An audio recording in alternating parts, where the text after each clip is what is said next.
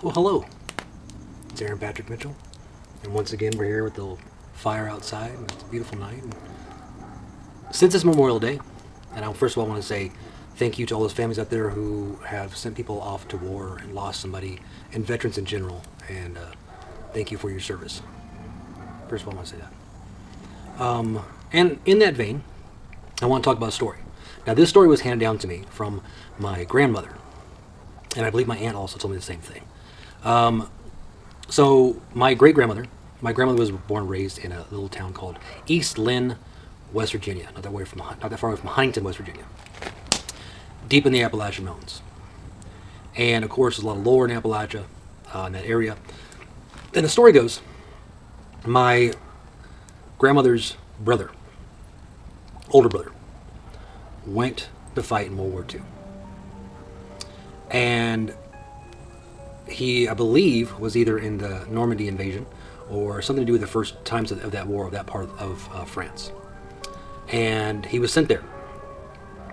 Now, my great-great-grandma said that she was sitting at home. The story goes that she was sitting at home and she looked out the window.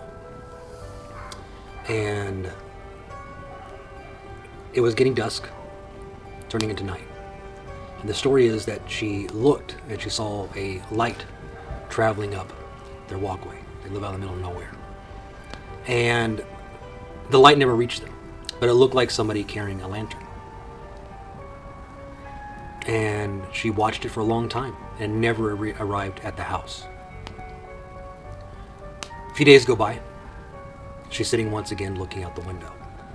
And she sees the same looking light coming up her walkway. And again, looks like it's getting closer, never arrives to the house. I believe 3 or 4 days go by of this happening. And on the 5th day, she looks at the window, same amount of time, same time of day, and sees the same light. The difference is this light travels up and keeps on coming and gets closer and closer and closer. And finally she can see that there's a man holding the lantern. And being in a small town and everybody knowing each other in that area, and everybody living almost miles away from each other, and her living multiple miles away from the town and the post office and things like that, it ended up being somebody they knew that was also the postmaster of the town, carrying a lantern. He arrives at the door, knocks on it.